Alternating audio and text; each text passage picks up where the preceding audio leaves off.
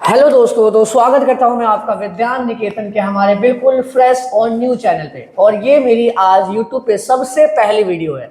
मेरा नाम है इमरान नाजिर और मैं मैथमेटिक्स आपको इस चैनल पे पढ़ाऊंगा class 9th 10th 11th and 12th। तो जैसा कि आप सभी को पता होगा कि क्लास 10th का जो फाइनल बोर्ड है वो 10 मार्च को मैथमेटिक्स का एग्ज़ाम जो है होना है। तो बहुत बच्चों की तैयारी अच्छी चल रही होगी, उसके लिए ऑल द बेस्ट। और जिसकी तैयारी अच्छी नहीं चल रही है वो हमारे चैनल को विजिट करे। तो जैसा कि आज हम आपके लिए लेकर आए हैं 10 मोस्ट इंपॉर्टेंट क्वेश्चंस। ये 10 मोस्ट इंपॉर्टेंट क्वेश्चन जो है बहुत ही इंपॉर्टेंट हम कह सकते हैं, बिकॉज पिछले कई सालों से इसी में से कुछ क्वेश्चन जो है वो हमेशा रिपीट होते रहते हैं। हाफ ईयरली एग्जाम बोले या प्री बोर्ड बोलो या फाइनल बोर्ड बोलो, इसमें से एक या दो क्वेश्चन हमेशा हमेशा फंसते हैं। तो जैसे कि हमने आज चैप्टर चुना है, सबसे पहला चैप्टर रियल नंबर्स।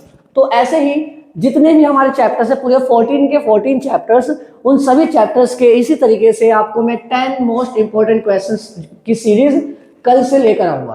तो यहाँ पर सबसे पहला हम यहाँ पर सबसे बिना टाइम खराब किए पहला क्वेश्चन देखते हैं। तो यहाँ पर आपके सामने सबसे पहला क्वेश्चन दे रखा है कि सबसे पहला क्वेश्चन दे रखा है कि check whether 17 into 19 into 21 into 23 plus में 17 is a composite number. Hindi में भी लिखा हुआ है, तो जो हिंदी मीडियम के बच्चे हैं वो देख सकते हैं। तो यहाँ पर आपको इसमें पूछा क्या गया है, यहाँ पे बोला गया है कि ये जो हमारे सामने नंबर दिए गए हैं 17 गुणा 19 गुणा 21 गुणा 23 और प्लस में 17, आपको बताना है कि ये जो है, ये जो पूरे पूरे डिजिट है ये एक कंपोजिट है कि नहीं। अब यहाँ पर कंपोजिट नंबर क्या होता है? कंपोजिट नंबर एक ऐसे नंबर को बोलते हैं जो किसी न किसी नंबर के टेबल में आता हो, मतलब ऐसा नंबर जो किसी से डिवाइड हो जाए। ओके, या बोल सकते हैं कि ऐसा नंबर जिसके 1 के अलावा कोई और फैक्टर हो, तो उसको बोलते हैं हम कंपोजिट नंबर। ठीक है, तो जैसे कि यहाँ पर हम देखते हैं जरा। तो यहाँ पर अगर हम बात करें तो देखो, आप सभी को बात पता होगी कि अगर कोई नंबर मल्टीप्लाई में होता है तो वो पूरे को हम एक नंबर मानते हैं। फॉर एग्जांपल, जैसे कि मान लो ये 2 इंटू में 3 है, तो 2 इंटू 3 को ना हम एक डिजिट मानते हैं। ओके, लेकिन अगर यहीं पे 2 प्लस में 3 हो जाता है तो हम इसको एक 2 डिजिट मानेंगे। 2 एक अलग डिजिट है, 3 एक अलग डिजिट है, बट यहाँ पे 2 मल्टीप्लाई में 3 जो है एक ये सिंगल डिजिट होता है। बात समझ में आई? 2 मल्टीप्लाई 3 ही नहीं, बल्कि हम इस तरीके से कर दे 2 multiply 3 multiply 4 multiply 5 multiply 6 multiply and many more, ये पूरा पूरा केवल केवल एक डिजिट कहलाता है। तो इस बहुत ही इंपॉर्टेंट बात को आपको ध्यान रखना है। तो यहाँ पर देखिए, इसी तरीके से यहाँ पे देखो 17 इंटू 19 इंटू 21 इंटू 23, तो कुल मिला के क्या हुआ कि ये सारे ये यहाँ से लेकर यहाँ तक ये क्या है, पूरा एक डिजिट है। ओके, तो 17 इंटू में 19 इंटू में 21 इंटू में 23, ये हो गया अपना एक डिजिट, और प्लस में, और ये अकेला 17 क्या हो गया, एक अलग डिजिट हो गया। अब यहाँ पे देखो आप ध्यान से, तो इस पूरे में भी 17 है, इसके पास भी 17 है, तो इन दोनों में कॉमन क्या हुआ, इन दोनों में कॉमन हो गया 17 नंबर। तो अंदर क्या बचा, यहाँ से तो बच गया 19 21 और 23, तो 19 21 और 23, और यहाँ से क्या बच गया, यहाँ से हमारा बच चुका है प्लस में 1। ठीक है, तो यहाँ से देखो ये बच गया और यहाँ से 1 बच गया। अब देखिए, तो ये जो हमारी वैल्यू आई है, ये जो हमारी वैल्यू आई है, ये मुझे बताइए 17 से डिवाइड हो सकता है कि नहीं हो सकता? हो सकता है, सिंपल सी बात है। अब एक बात बताओ, सिंपल सी बात है, वही मैं कह दूं कि 2 गुना में 3 है, अब मैं बोलूं कि ये 2 से डिवाइड हो सकता है कि नहीं हो सकता? हो सकता है, क्योंकि लिख रखा है 2 मल्टीप्लाई में 3। तो इसी तरीके से यहाँ पर देखो 17 और मल्टीप्लाई में दिस नंबर, ये पूरा का पूरा हम इसको एक नंबर, एक ही डिजिट मतलब कि हम इसको मान लेते हैं। तो 17 और ये पूरा पूरा नंबर है, ठीक है ना, ये यहाँ पे ये पूरा पूरा नंबर जो है 17 से मल्टीप्लाई कर रहा है, इसका मतलब पूरा पूरा डिजिट जो है वो 17 से डिवाइड हो सकता है। तो हम लिख सकते हैं कि this number is divisible by 17, so it is a composite number. तो इसी वजह से ये क्या है, एक कंपोजिट नंबर, मतलब कि एक भाज्य संख्या कहलाएगी। बताइए, आपको सभी को समझ में आया? ओके, आप इसका स्क्रीनशॉट भी ले सकते हैं। तो चलिए अगले क्वेश्चन की ओर चलते हैं। अगला क्वेश्चन जो है अपना, अगला क्वेश्चन भी काफी ज्यादा आसान है। यहाँ पे क्वेश्चन ये बोला गया है कि सबसे छोटी 2 अंकों की संख्या और सबसे बड़ी और सबसे छोटी भाज्य संख्या का एलसीएम क्या होगा। तो यहाँ पर सबसे छोटी 2 अंकों की संख्या, मतलब कि what is the LCM of smallest 2 digit. तो आप सभी को पता होगा स्मॉलेस्ट 2 डिजिट क्या होता है। स्मॉलेस्ट 2 डिजिट नंबर होता है अपना 10। सबसे छोटा 2 अंकों का नंबर क्या होता है 10, और सबसे बड़ा 99। और यहाँ पर सबसे छोटा कंपोजिट नंबर, अच्छा सबसे छोटा कंपोजिट नंबर मतलब ऐसा नंबर जो कि अपने ऐसा नंबर जो किसी से डिवाइड हो जाए, ओके। और वो कंपोजिट, तो सबसे छोटा नंबर कौन सा है, तो हम यहाँ लिख देते हैं स्मॉलेस्ट कंपोजिट नंबर।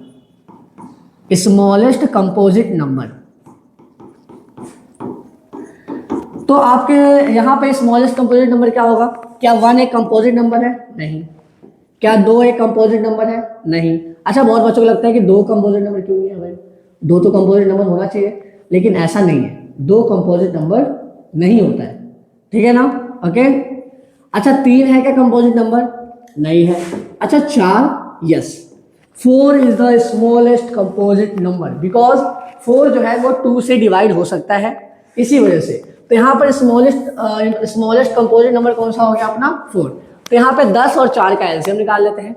एलसीएम निकालना काफी आसान, आप ये बचपन से करते आ रहे हो, लेकिन हम यहाँ पर एक नया मेथड और थोड़ा मुश्किल मेथड इस्तेमाल करेंगे, ठीक है। हम यहाँ पे क्या करेंगे, 10 का और 4 का अलग अलग प्राइम फैक्टराइजेशन कर लेंगे। तो 10 का करेंगे तो क्या होगा, 2 गया 5 बार में, 5 गया 1 बार में। इसको करेंगे 2 गया 2 बार में, फिर 2 गया 1 बार में, ठीक है ना। तो यहाँ पे जो 10 है इसको लिख सकते हैं 2 मल्टीप्लाई में 5, 4 को लिख सकते हैं हम 2 गुना में 2। तो यहाँ पर हमें क्या निकालना है, एलसीएम निकालना है। तो एलसीएम निकालते वक्त आपको इस बात का ध्यान रखना है कि जो कॉमन नंबर्स होते हैं इसको हम केवल एक बार लिखते हैं। एलसीएम निकालते वक्त याद रखना कि कॉमन नंबर को हम केवल एक बार लिखते हैं, और जो कॉमन नहीं है उसको लिख दो। 5 बच गया हमारा, और यहाँ से 2 बच गया। देखो यहाँ से 5 बच गया, यहाँ से 2 बच गया। अब देखो 2 पंजे 10 और 10 दूनी 20, तो इसका एलसीएम कितना आ गया, इसका एलसीएम आ गया 20। समझ में आया सभी को, ठीक है। इस क्वेश्चन का भी है कि आप स्क्रीनशॉट ले सकते हैं, ठीक है, और अपना कॉपी अपना पेन अपने साथ रखें तो आपके लिए ज़्यादा फायदेमंद होगा, वरना बहुत प्रॉब्लम हो सकती है क्योंकि आपका ज़्यादा समय बचा नहीं है। और मैं आपको बता दूं तो ये क्वेश्चन बेसिक मैथ वालों के लिए है, लेकिन स्टैंडर्ड मैथ वाले बच्चे अगर देख रहे हैं तो वो भी मतलब इसको सीरियस ले सकते हैं, क्योंकि कुछ क्वेश्चन ऐसे होते हैं जो कि बेसिक और स्टैंडर्ड दोनों के लिए होते हैं। क्योंकि स्टैंडर्ड मैथ का मतलब ये नहीं होता कि वो बहुत ही ज़्यादा हार्ड ही क्वेश्चन आएगा तो एनसीईआरटी से ही आएगा, ठीक है ना, इसी वजह से। चलिए अगला क्वेश्चन देखते हैं। अगला क्वेश्चन दे रखा है कि x की पावर 4, y की पावर 5 एंड x की पावर 8 एंड y की पावर 3। बोला गया है कि इसका एलसीएम इसका एचसीएफ निकालना है। क्या निकालना है, एचसीएफ। चलो मैं आपका इसका एचसीएफ भी निकाल के दिखाता हूँ, इसका एलसीएम भी निकाल के दिखाता हूँ। बहुत ज़्यादा आसान होता है, आपको कुछ नहीं करना, ये बहुत ही अच्छी ट्रिक है। अगर एचसीएफ निकालना है, यहाँ पे कौन कौन से वेरिएबल है, x है और y है, तो पहले दोनों को लिख दो। एलसीएम निकालते वक्त भी यहाँ पे x और y दोनों को लिख दो। अब क्या करना है, x की सबसे छोटी पावर क्या है 4, y की सबसे छोटी पावर क्या है 3, तो अपना एचसीएफ आ गया x की पावर 4 y की पावर 3।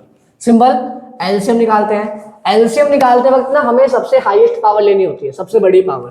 तो x की बड़ी पावर क्या है 8 है, तो x की पावर 8। y की बड़ी पावर क्या है 5 है, तो y की पावर 5।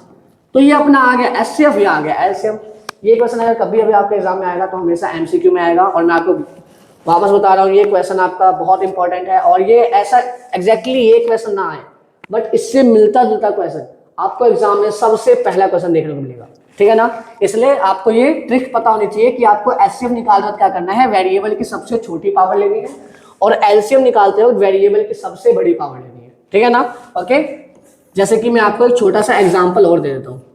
यहाँ पर मान लेते हैं हमारे पास है a की पावर 3, b की पावर 7 और c की पावर 2। अगला लिख लेते हैं a की पावर 5, b की पावर 2 एंड c की पावर 6।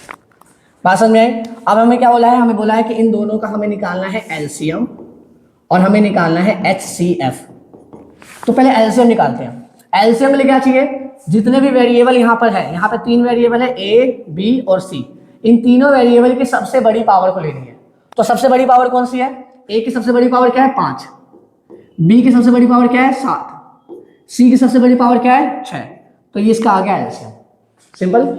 एचसीएफ निकालते हैं। एचसीएफ में हमें लेना होता है सबसे छोटी पावर, तो पहले ए बी सी लिख देते हैं। तो ए की सबसे छोटी पावर क्या है 3, बी की सबसे छोटी पावर क्या है 2, सी की सबसे छोटी पावर क्या है 2, तो इसका आंसर आ गया। बताओ आपको ये कंफ्यूजन समझ में आई? आप नंबर्स का एचसीएफ और एलसीएम तो इजीली निकाल सकते हो, लेकिन वेरिएबल का उससे भी आसान तरीके से निकाल सकते हो, बहुत ज़्यादा इजी होता है। आपको हमेशा ये एमसीक्यू में देखने को मिलेगा। ओके, क्लियर हुआ? इसका भी आप स्क्रीनशॉट ले सकते हैं। ठीक है, चलिए अगले क्वेश्चन की तरफ बढ़ते हैं जरा हम। अगला क्वेश्चन दे रखा है हमें नंबर का, यहाँ पे एलसीएम निकालना है। यहाँ पे 14 एंड 122 का एलसीएम निकालना है। तो एलसीएम निकालने के लिए क्या करेंगे?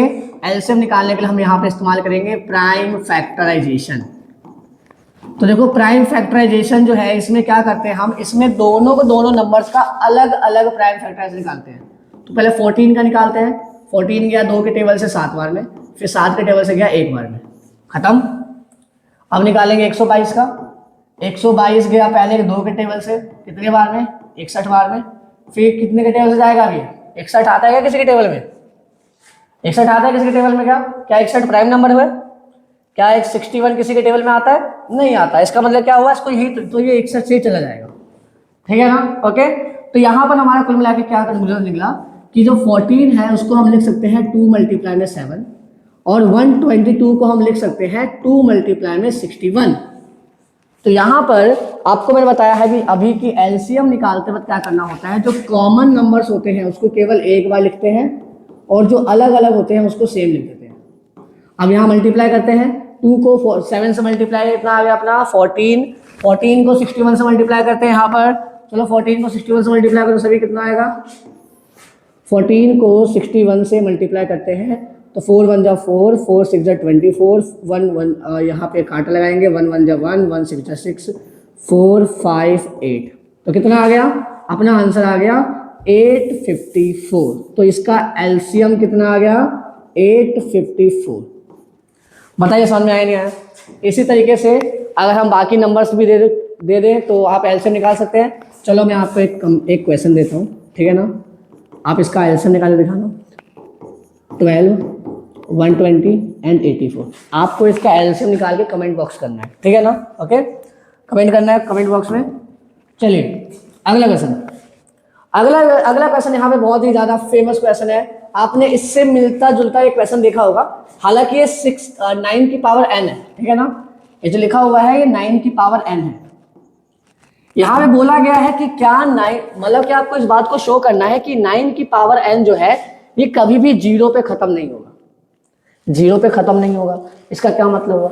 इसका मतलब ये हुआ कि अगर हम n की जगह हम कुछ भी रखें, 1 2 3 4 5 कुछ भी रखते हैं, तो कुछ भी रखने पर इसका जो आंसर होगा ना उसके लास्ट में 0 कभी नहीं आएगा। इस बात को हमें शो करना है और इस बात को हमें बताना है। तो देखो एक बात हमेशा याद रखना, एक बात हमेशा इंपॉर्टेंट याद रखना कि लास्ट डिजिट जो है वो 0 तभी होगी जब उसके फैक्टर में 2 और 5 होगा। मतलब कि ऐसा नंबर जिसके फैक्टर में 2 और 5 आ जाए, वही नंबर उसी के लास्ट में क्या हो सकता है? 0 हो सकता है। अगर यहाँ पे 9 की पावर n की बात करें तो हम इसको लिख सकते हैं 3 की पावर 2n, और इसके फैक्टर में केवल क्या है? केवल 3 है, ठीक है ना? ओके, इसके फैक्टर में जो है, इसके फैक्टर में केवल क्या है? 3 है। तो इसके फैक्टर में ना 2 है ना 5 है। इसी वजह से क्या है ना, इसी वजह से इसकी पावर चाहे कुछ भी रखो आप, 1 2 3 कुछ भी रखो, इन्फिनाइट रख दो, कभी भी ये जो है 0 पे खत्म ही नहीं हो सकता, ठीक है ना? ओके, अच्छा मैं आपको जरा करके दिखाता हूँ। जैसे कि मान लो हम एक काम करते हैं, n की जगह 1 रख देते हैं, तो 9 की पावर 1 तो अपना 9 आ गया, n की जगह 2 रख देते हैं, 9 की पावर 2 कितना आ गया? 81 आ गया। अभी भी देखो 0 पे खत्म नहीं हुआ। n की जगह 3 रख देते हैं, तो 9 की पावर 3 क्या होता है? 9 का क्यूब क्या आता है? 81 को 9 से मल्टीप्लाई करो, 81 को 9 से मल्टीप्लाई कितना आएगा? 729, ठीक है ना? ओके, 729। तो देखो ये 9 पे खत्म हो रहा है, ये 1 पे खत्म हो रहा है, ये 9 पे खत्म हो रहा है। आप कितना भी कोशिश कर लो लेकिन कभी भी इसका लास्ट डिजिट 1 0 जो है वो कभी नहीं हो सकता, ठीक है ना। तो आप इसका सिंपल आंसर यही देंगे कि इसका मतलब इसका जो लास्ट डिजिट वो 0 इसलिए नहीं हो सकता क्योंकि इसके फैक्टर में 2 और 5 नहीं आते हैं, ठीक है ना। ओके, चलिए अगले क्वेश्चन की ओर बढ़ते हैं। अगला क्वेश्चन जो है अपना, चलिए ये वाला क्वेश्चन जो है बहुत अच्छा है। यहां पे हमें बोला गया है कि find the pairs of natural number whose least common multiple is 78 and the greatest divisor is 13। मतलब यहां पे बोला गया है कि एक ऐसा नंबर हमें निकालना है, एक ऐसे 2 नंबर निकालने हैं जिसका अगर हम एलसीएम करें तो 78 आ जाए, ठीक है ना। मतलब यहां पर हमें 2 डिजिट निकालने हैं, ठीक है ना। हमने उन 2 डिजिट को एक्स और वाई मान लेते हैं, ओके। हमें जो यहाँ पे पेयर ऑफ नंबर्स निकालने हैं उसको एक्स वाई मान लेते हैं। यहाँ बोला गया है कि एक्स और वाई का जो एलसीएम है ना वो 78 आएगा और इसका जो एचसीएफ है वो 13 आएगा। तो वो दोनों नंबर कौन कौन से होंगे, ठीक है ना। तो चलो देखते हैं। यहाँ पर आप सभी को पता होगा कि प्रोडक्ट ऑफ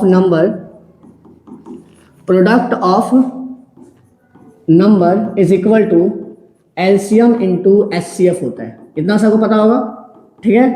तो यहाँ देखिए प्रोडक्ट ऑफ नंबर क्या, अपना नंबर क्या है, हमने नंबर को एक्स और वाई कंसीडर किया है, तो एक्स मल्टीप्लाई में वाई क्या हो जाएगा, एलसीएम कितना है 78, एचसीएफ कितना है 13, ठीक है।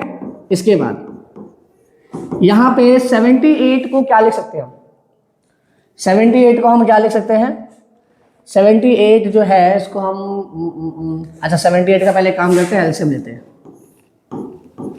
2 के टेबल से जाएगा तो ये आ जाएगा अपना 3 9, फिर 3 के टेबल से जाएगा अपना आ जाएगा ये 13, फिर जाएगा 13 के टेबल से तो आएगा 1। तो हम 78 को क्या लिख सकते हैं, 78 को लिख सकते हैं 2 मल्टीप्लाई में 78 नहीं 2 मल्टीप्लाई में 3 मल्टीप्लाई में 13 और मल्टीप्लाई में 13 को क्या लिख सकते हैं 1 मल्टीप्लाई में 13, ठीक है ना। बात समझ में आ रही है। अब देखिए यहाँ पर ध्यान से एक बात, अगर मैं यहाँ पर इस 2 को 13 से मल्टीप्लाई करूँ तब भी कोई दिक्कत नहीं है। मतलब मैं इसको इस तरीके से लिख सकता हूँ कि 3 मल्टीप्लाई में 13 एंड 13 मल्टीप्लाई में 2 लिख सकता हूँ, कोई प्रॉब्लम नहीं है, नो एनी इश्यू। ध्यान देंगे ध्यान से, 2 मल्टीप्लाई में 3, 2 मल्टीप्लाई में 3, 13 का 13 और ये 13 का 13 सब कुछ है, 1 को तो किसी से मल्टीप्लाई करो वही आता है। तो यहाँ पर अगर इस बात को ध्यान से देखें हम, तो यहाँ पर x मल्टीप्लाई में y, 3 को 13 से मल्टीप्लाई करो कितना आएगा 39, मल्टीप्लाई में इसको मल्टीप्लाई करो कितना आएगा 26 आ गया। तो यहाँ पर x कितना आ गया, अगर हम इसको कंपेयर करें दोनों तरफ तो यहाँ पर अपना x कितना आ गया 39, y कितना आ गया 26, ठीक है। तो यहाँ पर देखिए x 39 और y कितना आ गया 26। अगर आप इसका एलसीएफ निकालें, इसका अगर हम एचसीएफ निकालते हैं तो अपना आएगा 13, अगर आप एलसीएम निकालते हैं तो कितना आएगा 78। बात समझ में आई है, ठीक है। तो जरा चेक करते हैं एक बार इस क्वेश्चन में, एक बार चेक कर लेते हैं इसका आंसर को। तो यहाँ पर अपना हम x और y निकाल रहे हैं ना, तो पहले काम करते हैं x का फैक्टराइज करते हैं 39 का, तो ये जाएगा 3 के टेबल से 13 टाइम्स में, 13 के टेबल जाएगा 1 टाइम्स में। उसके बाद आप 26 का करते हैं, 26 में 2 के टेबल से जाएगा 13, फिर 13 के टेबल से जाएगा 1। तो अगर हम बात करें इनका एचसीएफ, तो एचसीएफ क्या होता है, एचसीएफ होता है कॉमन नंबर्स। तो कॉमन नंबर यहाँ पे क्या है 13, तो 13 आ गया का एचसीएफ। एलसीएम निकालते हैं, एलसीएम निकालने में क्या करते हैं, कॉमन नंबर को एक बार लिखते हैं और बाकी इन सबको सेम लिख देते हैं, 3 मल्टीप्लाई में 2, ठीक है। तो यहाँ पे इसका मल्टीप्लाई करो, 13 3 जा 39, 39 में 2 से मल्टीप्लाई करो 78, हो गई बात प्रूफ। बताइए समझ में आया नहीं आया, ठीक है। मतलब कि वो 2 डिजिट कौन से हैं, पहला डिजिट है 39 और दूसरा डिजिट कौन सा है 26। क्लियर हुआ सबको, ठीक है। चलिए अगला क्वेश्चन देखते हैं, एक बार आप इसका स्क्रीनशॉट ले लीजिए, ठीक है। उसके बाद अगला क्वेश्चन देखते हैं। अगला क्वेश्चन यहाँ पे बोला गया है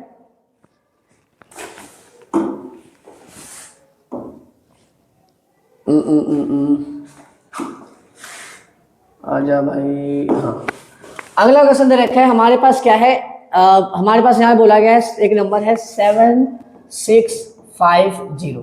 बोला है कि इसका फैक्टराइजेशन करके, प्राइम फैक्टराइजेशन करके इसके क्या निकालने हैं, इसके ट्रीज बनाने हैं, इसका फैक्टर ट्री बनाना है। फैक्टर ट्री का मतलब क्या होता है यहाँ पे फैक्टर ट्री का तो बाद में देखते हैं, पहले इसका क्या होगा, फैक्टराइजेशन निकाल लेते हैं। तो 7650 पहले 2 के टेबल से गया 3 8 2 5, फिर 2 के टेबल से गया 1 9 1, नहीं अब 2 के टेबल से जाएगा ये 5 के टेबल से जाएगा। तो 5 के टेबल से गया तो कितना आया 7, फिर बच कितना 3 में था, 3 के आगे 2 है 32 6 बार में, फिर 5 वापस जाएगा 5 के टेबल से, तो 1 5 3 वापस जाएगा, अब कितने के टेबल, 3 के टेबल से जाएगा 5 1, फिर जाएगा 3 के टेबल से तो आएगा 17, फिर जाएगा 17 के टेबल से तो आ जाएगा 1। तो इस हिसाब से यहाँ पर 7650 जो है उसकी वैल्यू क्या आ गई, 2 गुना में 5 गुना में 5 गुना में 3 गुना 3 गुना 17 आ गई।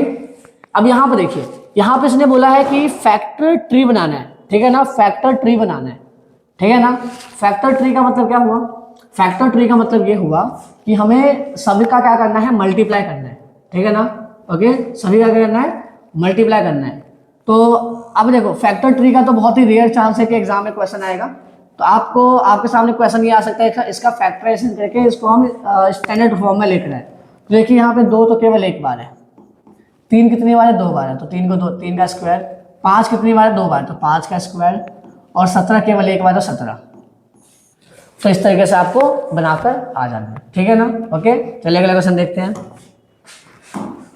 अगला क्वेश्चन दे रखा है कि सिद्ध कीजिए कि 3 - √5 एक अपरिमेय संख्या है। अब देखिए 3 - √5 एक अपरिमेय संख्या है। आप सभी ने इस बात को अच्छे से याद कर रखा होगा कि 3 की √5 को कैसे डिनोट करते हैं, ठीक है ना। ओके, तो यहाँ पर ये आपके एनसीईआरटी का ही क्वेश्चन है, एनसीईआरटी का एग्जाम्पल होगा, तो आप वहाँ से इसको देख लेना, लेकिन इस क्वेश्चन को अच्छे से अपनी कॉपी में नोट डाउन कर लो। ये क्वेश्चन काफ़ी बार एग्जाम में पूछा जा चुका है, ठीक है ना। ओके, अगला क्वेश्चन देखिए जरा ध्यान से। अगला क्वेश्चन आपको दे रखा है कि आपको यहाँ पे 3 डिजिट दे रखा है, 36 96 और 120। बोला गया है कि इसका हमें क्या करना है, HCF निकालना है, इसका हमें HCF निकालना है, ठीक है ना। तो देखो HCF निकालने के लिए क्या करेंगे, तीनों का पहले अलग अलग प्राइम फैक्टराइज करेंगे। पहले 36 का करेंगे, 2 से गया 18 बार में, 2 से गया 9 बार में, 3 से गया 3 बार में, 3 से गया 1 बार में। इसके बाद 96 का करते हैं, 2 से गया 48 बार में, 2 से गया 24 बार में, 2 से गया 12 बार में, फिर 2 से गया 6 बार में, 2 से गया 3 बार में, और 3 से गया 1 बार में, ठीक है। वापस अब 120 का करते हैं, यहाँ पर 2 से गया 60 बार में, फिर 2 से गया 30, फिर 15, उसके बाद 5, फिर 1, हो गया। अब यहाँ पर अगर हम ध्यान से देखें, यहाँ पर ध्यान से देखें तो इन सबके फैक्टर्स में कॉमन फैक्टर्स देखते हैं। 2 इसके पास है, इसके लिए एक अलग पेन का इस्तेमाल कर लेते हैं, ज़्यादा बेटर है हमारे लिए। तो देखिए इसके पास 2 है, इसके पास भी 2 है, और इसके पास भी 2 है। तो हमारा एक तो आ गया HCF के लिए, HCF का एक तो फैक्टर कितना आ गया, 2 आ गया। इसके पास 2 है, इसके पास भी 2 है, इसके पास भी 2 है, तो ये वाला 2 भी लिख देते हैं। इसके पास 3 है, इसके पास है क्या, इसके पास है, इसके पास है क्या, है, तो 3 भी क्या आ गया, फैक्टर आ गया। अच्छा, इसके पास तो 3 है, इसके पास नहीं है, तो इस केस में अब हमारे पास कुछ भी कॉमन नंबर नहीं बचा। ऐसा नंबर जो तीनों में कॉमन, किसी 2 में नहीं चलेगा, तीनों में चलना चाहिए, ठीक है ना। ओके, जैसे ये 2 इसमें इन दोनों में तो है, लेकिन इसके पास नहीं है, तो हम उसको इसमें इंक्लूड नहीं करेंगे। तो 2 2 4 4 3 12, तो इसका HCF कितना आ गया, तो इसका HCF आ गया 12। अच्छा, चलिए आपके लिए मैं क्वेश्चन देता हूँ। आप इसी का क्या करना है, आपको एलसीएम बताना है कि कमेंट में कि इसका एलसीएम कितना आएगा, ठीक है ना। पसंद है इसका एलसीएम निकालना है आपको, और ग्रुप में मतलब कमेंट बॉक्स में आपको बताना है इसका आंसर, ठीक है ना। सभी को समझ में आया इसका क्वेश्चन। अगला क्वेश्चन देखते हैं। अगला क्वेश्चन आपका ये यहाँ पे आपके सामने है, आखिरी क्वेश्चन। यहाँ पे क्या बोला गया है, Once a sport goes retailer organize a campaign run to remember to spread awareness about benefit to walking। मतलब यहाँ पे वही कहानी टाइप बता रखा है कि एक कोई भी कंपनी कैंपेन है जो कि रन टू रिमेंबर का एक स्पोर्ट मतलब चला रही है, जहाँ पे वो लोगों को सिंपल सी बात है भगाएगी, ठीक है ना। इन दैट सोहम एंड बानी, यहाँ पे दो लोग हैं, एक तो है सोहम, यहाँ पर एक तो है अपना सोहम और एक है बानी। Okay, participated there was a circular path around a sport field. Soham, तो यहाँ पे ये इन दोनों को क्या करना है, रनिंग करनी है और इन दोनों को भागना है, रेस लगाना है कुल मिलाकर, ठीक है ना। तो इन लोगों को जहाँ पर रेस लगानी है ना, वो जो जगह है वो एक सर्कुलर शेप का है, ठीक है ना। ये एक सर्कल के शेप का है, इसी में क्या करना है, इनको भागना है, ठीक है।